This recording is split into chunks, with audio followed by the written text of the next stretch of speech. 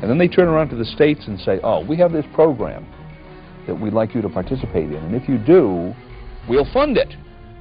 And it's a wonderful control mechanism because it's based upon what? The ultimate vice, I suppose, avarice.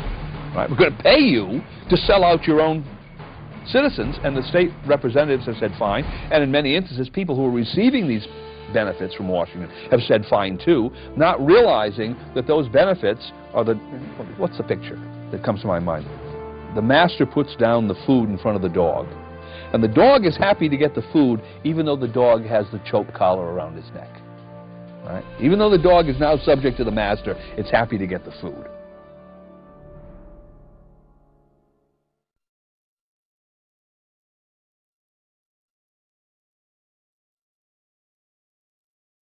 This bill has special deals for special folks. The Louisiana Purchase, special deal for Florida, special deal for 2 states in New England, and a special deal for Connecticut. And as much as my friends like to rail on the insurance companies, they give a special deal to Michigan Blue Cross so that they don't have to get the new tax increases. Why is that? Because it's special deals for special folks. This bill is unconstitutional. Texas State Attorney General plus 40 or 30 other Attorney Generals will sue the federal government if this bill passes because of special deals for special folks. And also, this bill is unconstitutional because it forces the American purse people to buy a product. Nowhere in the Constitution does the federal government have the authority to force you to buy anything, whether it's insurance, a car, or a box of donuts. What we have in Congress are a bunch of lobbyists who are there making sure that elected officials do the will and do the bidding of corporations. And I mean, this healthcare debate is a great example of that. I mean, the insurance industry right now, they're spending $1 million a day to convince people that they need to keep private healthcare insurance companies, and that's how we need to have our healthcare run in this country. What does the term sovereignty mean? Well, you can have a nation that's declaring that it's sovereign from an empire or from a nation that it was previously a part of. But at its most basic level, sovereignty, or saying I am a sovereign, means I am not your property. I am not a slave. And our Declaration of Independence was unique in history, where the people created a new government and constituted it to be a protector of their basic rights and freedoms. Not democracy, not mob rule, 2 wolves and a sheep voting on what's for dinner, but a system where the minority as well as the majority was protected. Bills that would protect the American people from the federally sponsored healthcare fiasco are now getting the support they need. We call it the Missouri Freedom of Healthcare Choice Act.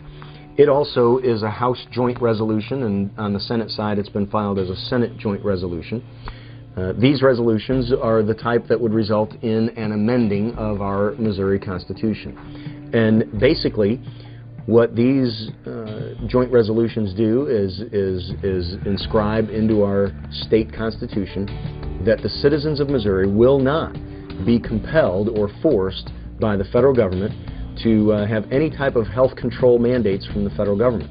This is a brilliant piece, a beautiful piece of state sovereignty, pushback type legislation. The main point of passing a resolution is we have to define who we are and what we will tolerate. It's their job to be the public servants. They're getting way off task.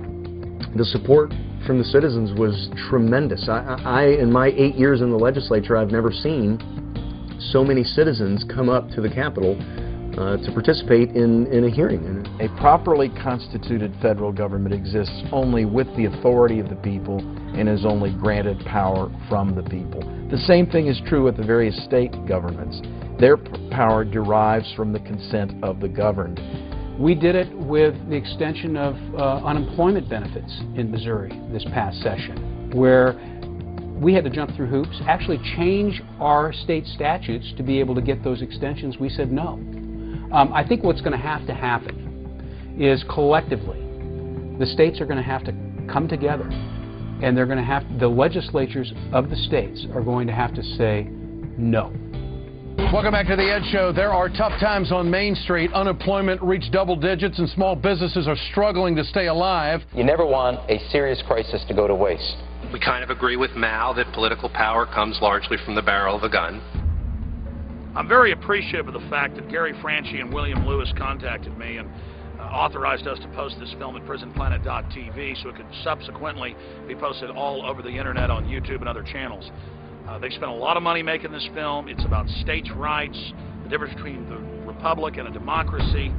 This is a film that can really cause a grassroots movement in this nation to rediscover what it is to be an American and to get those checks and balances back over the federal government that only the states under the 10th and 9th Amendment can provide. And to ensure that they can make future documentary films, it's essential that you support them by going to Infowars.com or Don'tTreadOnMeMovie.com and purchasing Don't Tread on Me, Rise of the Republic on DVD with the expanded extras. Plus, you get it in the highest quality. It's great to show friends and family, to have viewing parties, to send to your legislators, your county commissioners, and to people in Congress. The future of this film is in your hands. We've done so much together in the past. I want to thank all of you for your support of independent filmmaking that stands up for this republic. Don't Tread on Me, available at Don'tTreadOnMeMovie.com or Infowars.com. Get the DVD today.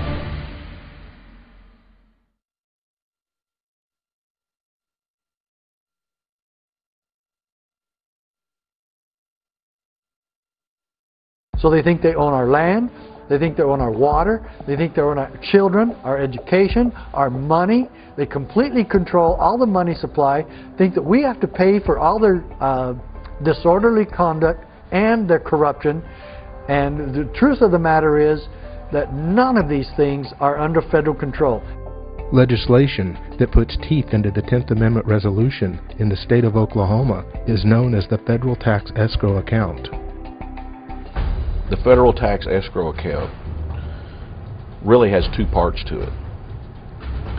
It has first the aspect of it in which it is directing certain federal taxes to be paid to and through the state treasury, and then the state will pass that federal tax on to the federal government, the IRS will say. And let's say it's the federal income tax.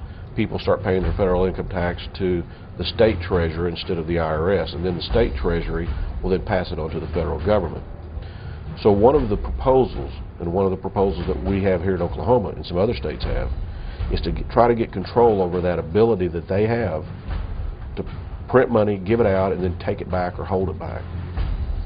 So putting teeth in the 10th Amendment and in the Constitution, one of those solutions is to require those federal funds in the form of taxes, some of them or all of them, to be paid through the state into the state treasury, and then the state treasury will pass it on to the federal government, unless from time to time we determine that the federal government has committed unconstitutional acts, either directly through the use of that federal tax or in other ways, and then we can hold that money back as a protection for the citizen, and the state.